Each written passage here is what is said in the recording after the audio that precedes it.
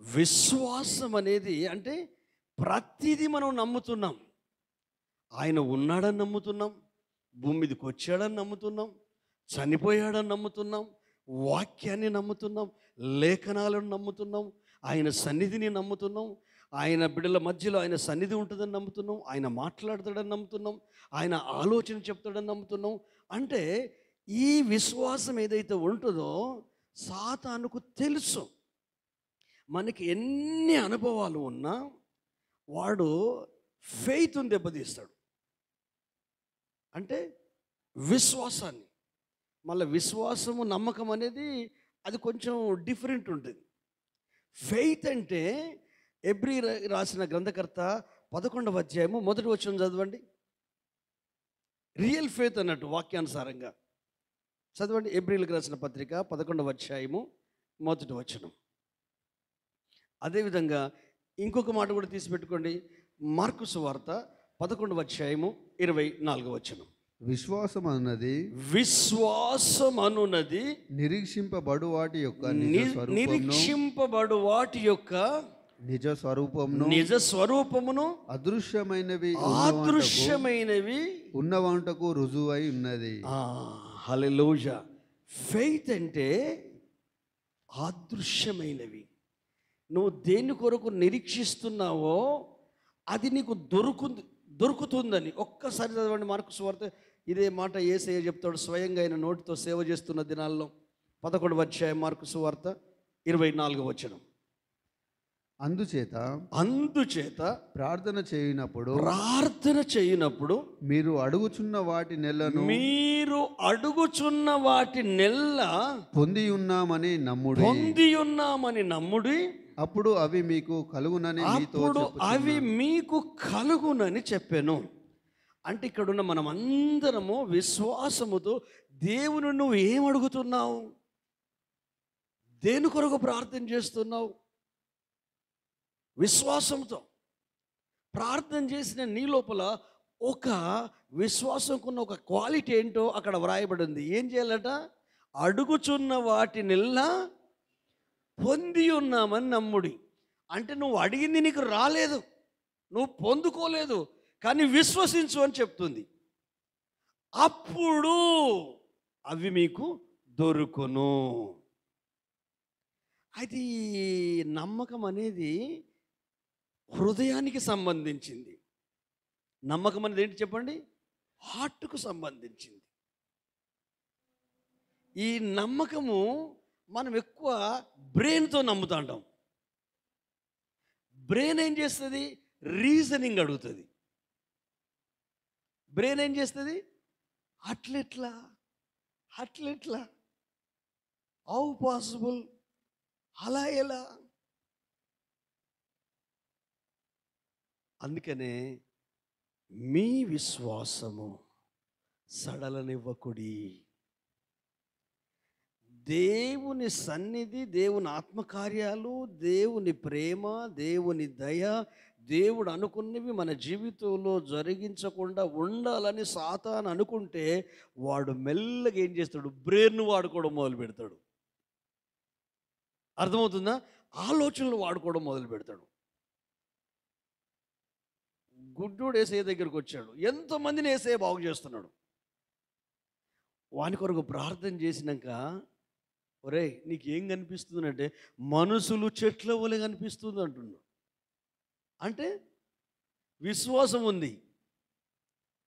ఏముంది? సగం విశ్వాసం. మళ్ళీ రెండోసారి ప్రార్థన చేశాడు. యేసయ్య రెండోసారి ప్రార్థన వాని ఒక్కరి విషయంలోనే. అప్పుడు దృష్టి కనిపించింది. హల్లెలూయా. ఇప్పుడు మన ఆధ్యాత్మిక జీవితంలో దేవుని ఆత్మకార్యాలు జరగకుండా, లేకపోతే మనలో ఉన్న ఆ ప్రజ్వలించే ఫైర్, ఆ మండుచున్న అనుభవం, లేక మీకు అర్థమయ్యే ఉజ్జీవం, లేక మంట, లేక రగులుతున్న అనుభవం, అది తగ్గిపోవడానికి కారణం ఏంటంటే ఆత్మ ప్లేస్లో బ్రెయిన్ వచ్చేస్తుంది. ఆత్మ ప్లేస్లో బ్రెయిన్ వచ్చేస్తుంది. అంటే మనసు వచ్చేస్తుంది, ఆలోచనలు వచ్చేస్తాయి. ఈ ఆలోచనలో నువ్వు ఆధ్యాత్మికంగా ఎదగకుండా అడ్డుబండలు. దేవుడు మనకు కనిపించడు, ఆయన వాక్యమై ఉన్నాడు. దేవుడు మనకు కనిపించడు. బైబుల్ చెప్తుంది, మత్తయి సువార్త చదవాల్సిన అవసరం లేదు, 18, 19, 20 వచనాల్లో ఉంటుంది. ఎక్కడ 2, 3 నా నామములో కూడి ఉంటారో వారి మధ్యలో నేను ఉంటాను. ఆమేన్. ఒక దైవజనుడు రిక్షా నడుపుతాడు. ఆయనను దేవుడు సేవకు పిలిచాడు, హైదరాబాదే. కానీ చదువు లేదు, బైబిల్ కూడా చదవరాదు. కానీ పెద్ద పెద్ద ఆఫీసర్సు, పెద్ద పెద్ద ఉన్నత ప్రభుత్వ ఉద్యోగులు వాళ్ళ మందిరంలో బిలీవర్స్ అట, చదువుకున్న విద్యార్థులు. కానీ ఆ పాస్టర్కు ఉన్నది ఏంటంటే ఫెయిత్. హల్లెలూయా. జస్ట్ వాక్యం దన చెప్పేస్తుంటాడు, అద్భుతాలు జరుగుతూ ఉంటాయి. ఇక్కడ ఎవరున్నారు అంటే అందులో దయ్యాలు పెట్టు, ఓ యేసు యేసు యేసు. ఆ ప్రసన్నతను చూసినప్పుడు ఎలాంటి ప్రజలైనా దేవుని మహిమను చూసి ఆయన మీద ఆధారపడడం ప్రారంభమైంది. చిన్నగా కిరాయి రూమ్లో నడిపించేదట. ఆయన పేరు కూడా రిక్షా యోహానేమో అంటారు. అంటే నాకు చదువు లేదు కదా, నాకు బైబిల్ చదవడం రాదు కదా, నేనేం సేవ చేస్తాను ప్రభువా అని ఇటువైపు ఆలోచించలే. చదువున్నా లేకున్నా బైబిల్ చెప్తుంది, విద్య లేని పామరులను పండితులు ఆశ్చర్యపోయేటట్టు, పండితులే నోరు తెరిచి, అరే విద్య లేని పామరులకు ఈ పాండిత్యం ఎక్కడి నుంచి వచ్చింది, ఇంత జ్ఞానం ఎక్కడి నుంచి వచ్చింది అని వాళ్ళకే డౌట్ వస్తుంది, వాళ్ళకే ప్రశ్న వస్తుంది. మళ్ళీ వాళ్ళు ఏమంటారంటే యేసుతో ఉండిన వారని గుర్తెరిగి. చూస్తారా, 4వ అధ్యాయం 12, 13 వచనాలు అనుకుంటే అపొస్తలుల కార్యం. ఒక్కసారి నా జ్ఞాపకం సరి అయితే నేరుగా మన అంశంలోకి వెళ్దాం. అపొస్తలుల కార్యం 4, 12, 13. 13 చూడండి ఒకసారి. వారు పేతురు యోహానుల ధైర్యమును చూసి వారు విద్య లేని పామరులని గ్రహించి ఆశ్చర్యపడి వారు యేసుతో కూడా ఉండిన వారని గుర్తెరిగిరి. చప్పట్లు కొట్టరా. హల్లెలూయా. అంటే విద్య లేని పామరులని గుర్తెరిగారు. ఎందుకు? ఏం చూశారు వారి లోపల? చెప్పండి, చదువుబడిన వాక్య భాగమే. ఏం చూశారు వారి లోపల? సూపర్, మంచి వింటారు వీళ్ళు. ధైర్యమును చూసి. ధైర్యం ఎక్కడి నుంచి వస్తుంది? ఫెయిత్. క్రీస్తునందు విశ్వాసం ఉన్న ప్రతి వ్యక్తికి కరేజ్ ఉంటుంది, ధైర్యం ఉంటుంది. ఎలాగంటారా, 16 సంవత్సరాల వయసు దావీదుది. మిలిటరీలో తర్బీదు పొందిన వాళ్ళు, వాళ్ళ అన్నలు, మిగతా సైన్యం. సౌలు యుద్ధాలు చేసి గొప్ప గొప్ప విజయాలు అనుభవించిన యోధుడు రాజుగా ఉన్నప్పుడు. కానీ గొల్యాతు ముందుకొచ్చి వాడు సవాల్ చేశాడు. రెండవది, వానికి సవాల్లో వచ్చిన మాట ఏంటంటే ఒక్కడే రండి రాబోయ్ అన్నాడు. నన్ను ఒక్కొని గెలవండి అన్నాడు. 6 ముళ్ళ జానుడు పొడుగున్నాడు, వాని ఈట మోసేటోడొకడు, వాని డాలును మోసేటోడొకడు, వాని వస్తే కవచం యొక్క శరీరంలో ధరించిన ఆ కవచం యొక్క బరువు ఇంచుమించు 53 కిలోలు. మనకు బైబిల్ బరువు అవుతుంది, ఫోన్ పట్టుకొని వస్తాం. అంటే నీ ఫెయిత్ దెబ్బతింది, నీకు తెలియట్లేదు, ప్యాషన్ అనుకుంటున్నావు. నువ్వు నోరు తెరిచి యేసయ్య గురించి చెప్పకపోయినా బైబిల్ చేతులు పట్టుకొని రా, బయటికి కనిపించేటట్టు రా, కవర్లు పెట్టుకొని రాకు. హల్లెలూయా. దారం బట్టి చూసే వాళ్ళు వీళ్ళు ప్రభు నమ్ముకున్నారు. ఎప్పుడు నమ్ముకున్నారు వీళ్ళు? ఎక్కడికి వెళ్తున్నారు? మందిరానికి వెళ్తున్నారు.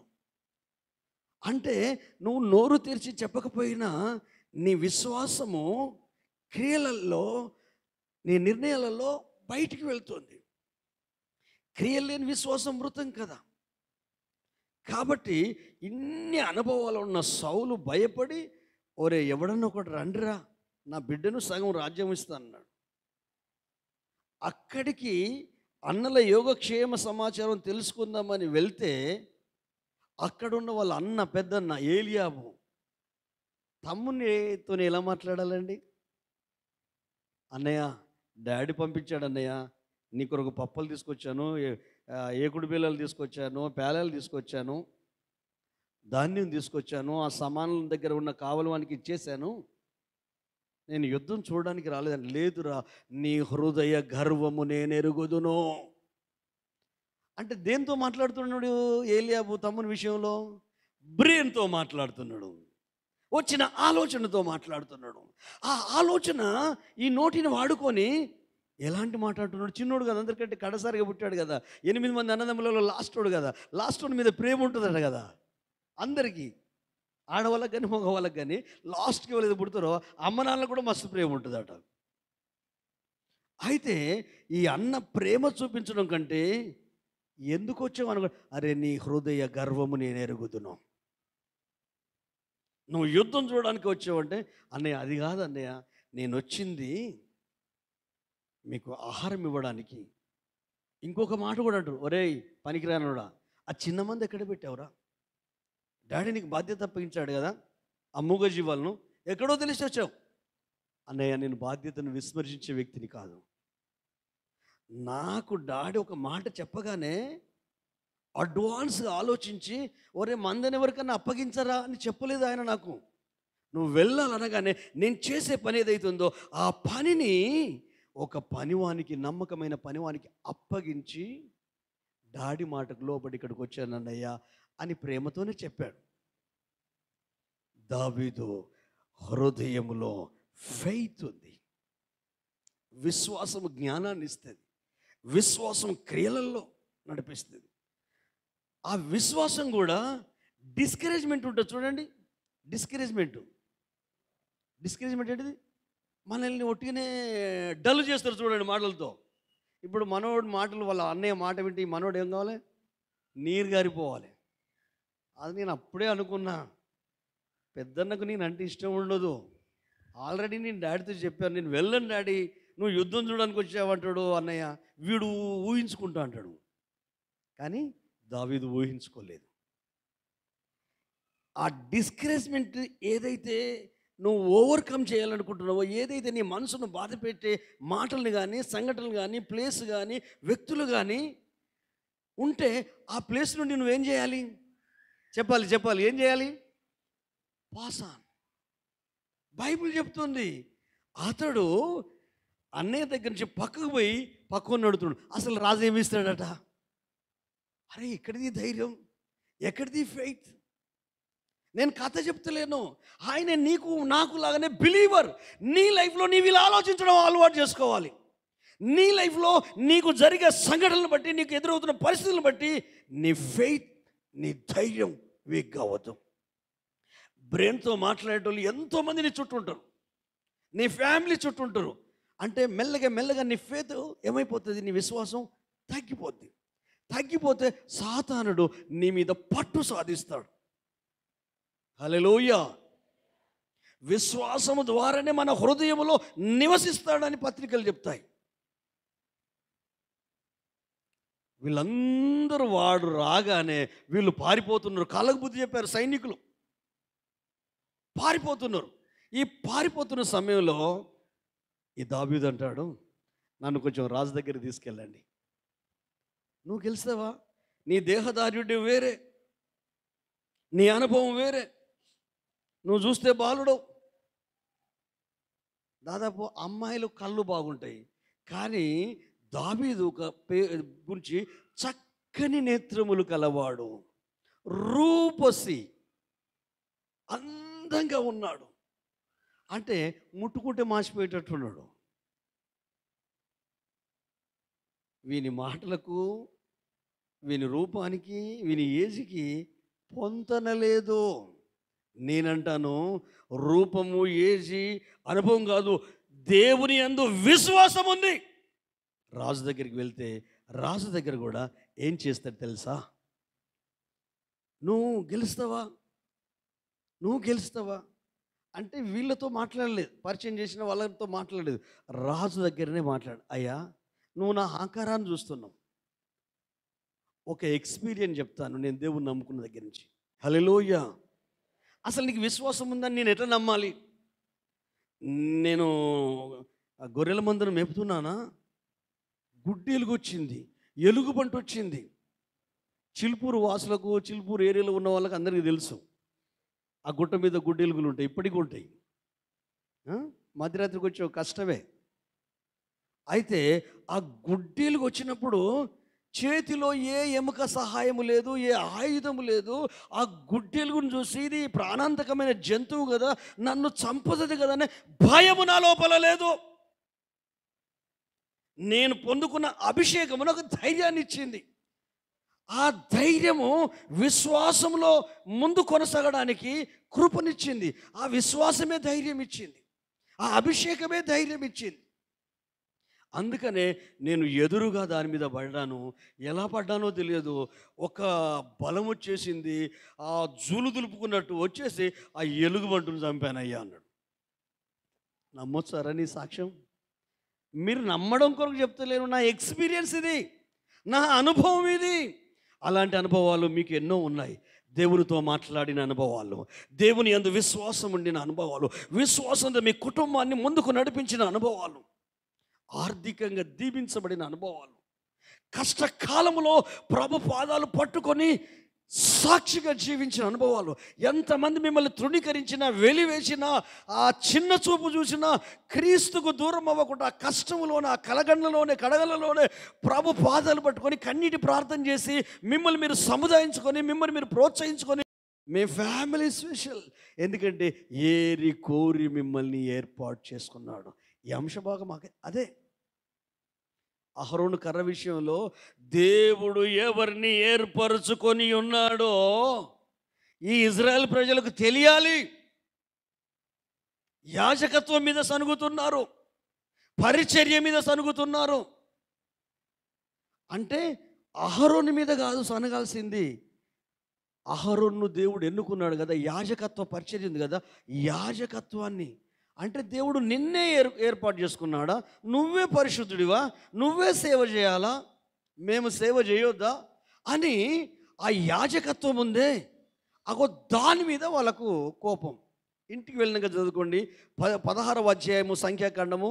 గత మాసాలలో మనం చదువుకున్నాం 16, 17 అధ్యాయాలు సంఖ్యాకాండం. అంటే దాని వలన వాళ్ళకు మరణము, శిక్ష, ఆ భయంకరమైన పరిస్థితులు ఎదుర్కొని చాలామంది చనిపోయారు. చాలామంది తెలియదు. దేవుని పరిచర్యకు, దేవుని యాజకత్వానికి, దేవుని విధానానికి, దేవుని సన్నిధికి వ్యతిరేకంగా లేస్తే దాని సంబంధమైన శాపాన్ని మనం కొని తెచ్చుకుంటాం. మనం ఎన్నో చూస్తున్నాం ఈ కాలంలో కూడా.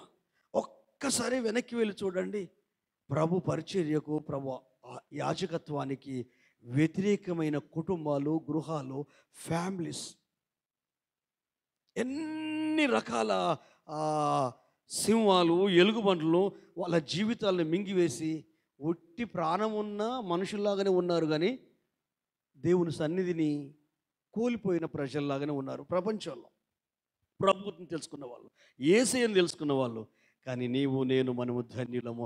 ఆయన సన్నిధిలో, ఆయన కృపలో విశ్వాసాన్ని సాధన చేస్తూ, ఆ విశ్వాసము మనకు ధైర్యాన్ని ఇస్తుంటే మనం ముందుకు వెళ్తున్నాం. కృతజ్ఞతలు చెల్లిద్దామా?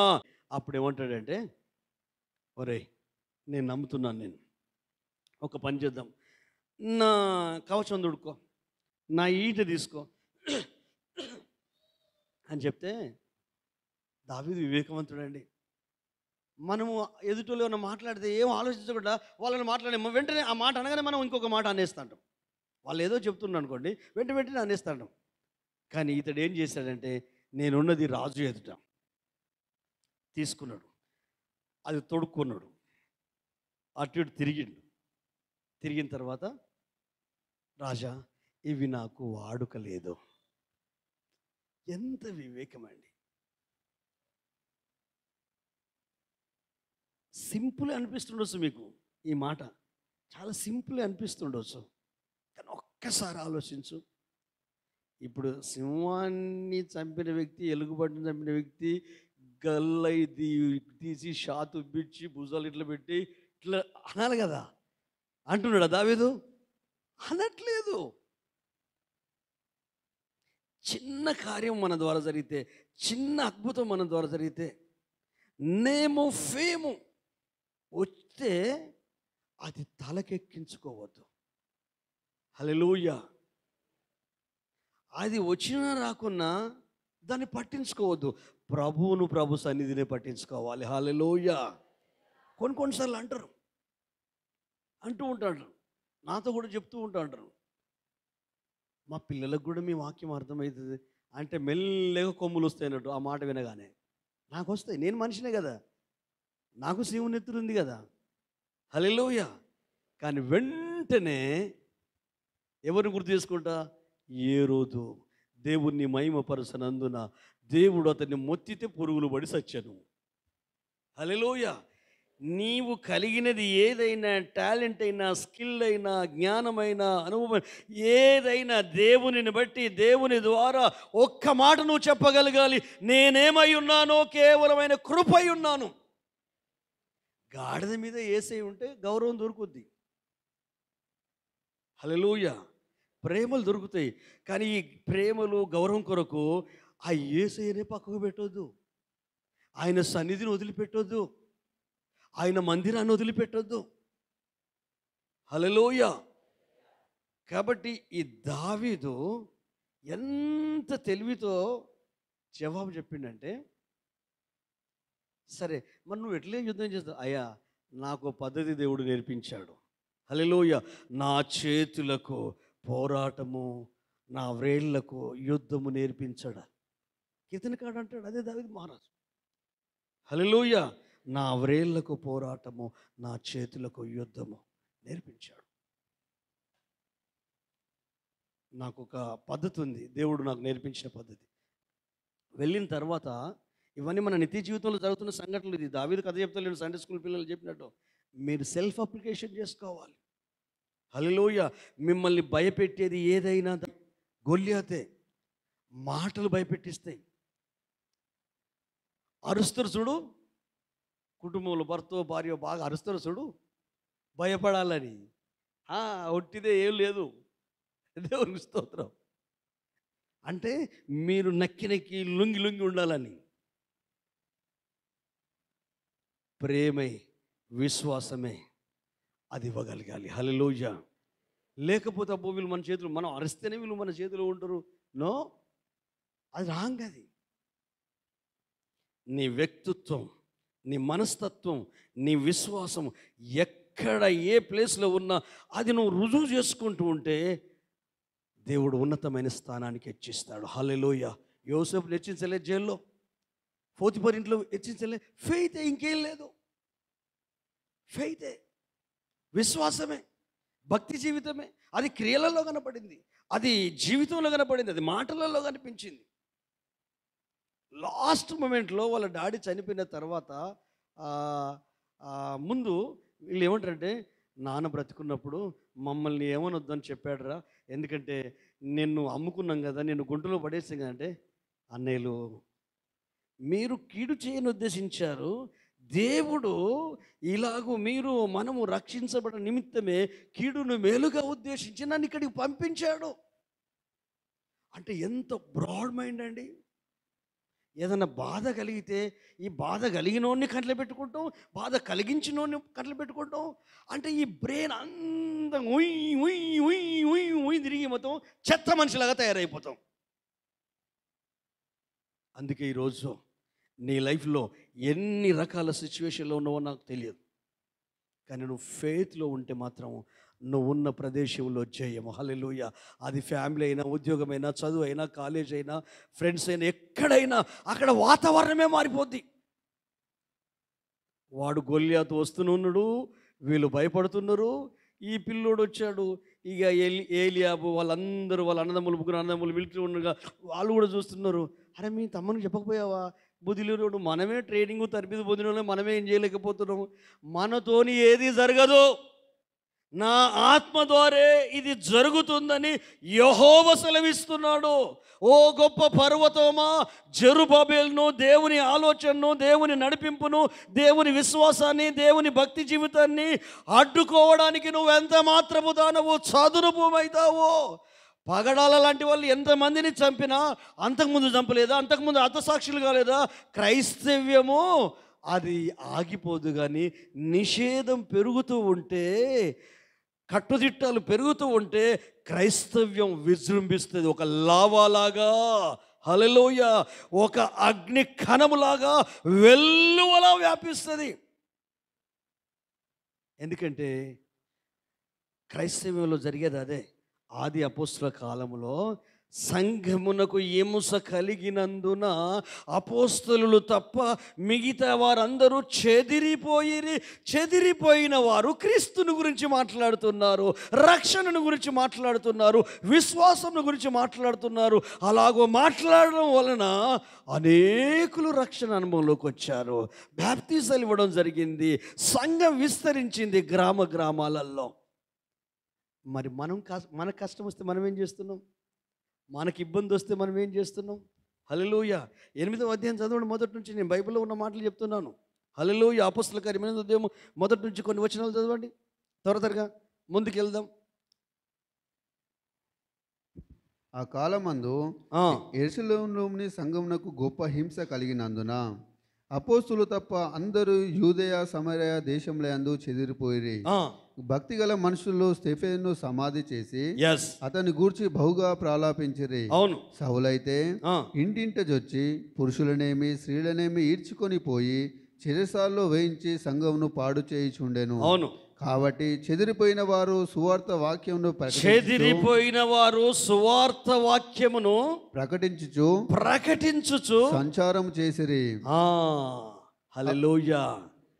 హింస కలిగితే చెదిరిపోయారు, కానీ క్రీస్తులో చెదిరిపోలే, విశ్వాసంలో వీక్ అయిపోలే, భక్తిలో చెదిరిపోలే, ప్రేమలో చెదిరిపోలే, వాక్యంలో చెదిరిపోలే, ఆయన సన్నిధికి దూరం అవ్వలేదు, ఆయన మందిరానికి దూరం అవ్వలేదు, ఆయన పనికి దూరం అవ్వలేదు. కానీ వాళ్ళు సువార్తను ప్రకటిస్తున్నారు. హల్లెలూయా. That is faith. చిన్న చిన్న కష్టాలకే ప్రభు వదిలిపెడతారు, చిన్న చిన్న కష్టాలకే ప్రార్థన మానేస్తారు, చిన్న చిన్న కష్టాలకే బైబుల్ పక్కలోకి ఇచ్చేస్తారు, చిన్న చిన్న కష్టాలకే వ్యక్తిగత ప్రార్థన చేసుకోరు. అంటే సాతానుడు వాళ్ళ మీద గెలవబోతున్నాడు. హల్లెలూయా. అలాంటి వాళ్ళు ఎవరన్నా ఉంటే ఇది నీ కొరకే. విశ్వాసం మజబూత్ చేసుకో, బలపరుచుకో. హల్లెలూయా. దైవిక శక్తితో నువ్వు నింపబడు. వీళ్ళందరూ భయపడుతూ ఉంటే దావీదు మాత్రము ధైర్యంగా ముందుకు వెళ్తున్నాడు. వాడు చూసి అంటున్నాడు, నేనేమన్నా కుక్కనారా భయ్, కర్ర పట్టుకొని వస్తున్నావు? అవును, మన తండ్రి మన వెనుక నడుస్తాడు. హల్లెలూయా. ఇది దావీదు అనుభవం. దేవుడు ఒక మాట చెప్తాడు, ఇదే అపోస్తలుల కార్యం, ఆకాశము నా సింహాసనము, భూమి నేను పాదాలు పెట్టుకునే పీట. మరి నన్ను ఎక్కడ ఉంచుతారు? నేను నివాసం ఉండే స్థలం ఏది? ఆకాశమే ఆయన కూర్చునే కుర్చీ అయితే, ఈ సృష్టిలో నీళ్లు 3వ వంతు ఉంటే 1 వంతు భూమి ఉంది. ఆ భూమే యేసయ్య పాదాలు పెట్టుకునే పీటాట. ఆయన నడుస్తున్నాడు అనుకున్నాడు అంతే దావీదు. హల్లెలూయా. ఆ ధైర్యమే. అంతకుముందు వడిసెలతో అక్కడికి వచ్చే వాటిని కొట్టేది కదా, ఆ వడిసెలు పట్టుకున్నాడు, 5 నున్నని రాళ్ళు ఏరుకున్నాడు, వడిసెలు వేసుకున్నాడు. యెహోవా నామమున వస్తున్నాను, యుద్ధము యెహోవాదే అంటే తన బ్రెయిన్తో ఆలోచిస్తే గుండె ఆగి చచ్చిపోయేటోడు దావీదు. మన బ్రెయిన్తో ఆలోచిస్తే కష్టకాలంలో బతకలేము, హార్ట్ అటాక్ వచ్చి చచ్చిపోతాం. ఎందుకు? ప్రేమించిన వాళ్ళే మనల్ని వదిలేస్తారు. పెంచి పెదేసిన కన్నపిల్లలే మనకు కాష్టాల గడ్డకు తీసుకుపోతారు. కడుపున పుట్టిన పిల్లలే మన కన్న తీపి పేగును చించేస్తారు. సొంత అన్నదమ్ములే, సొంత ఫ్యామిలీ మెంబర్సే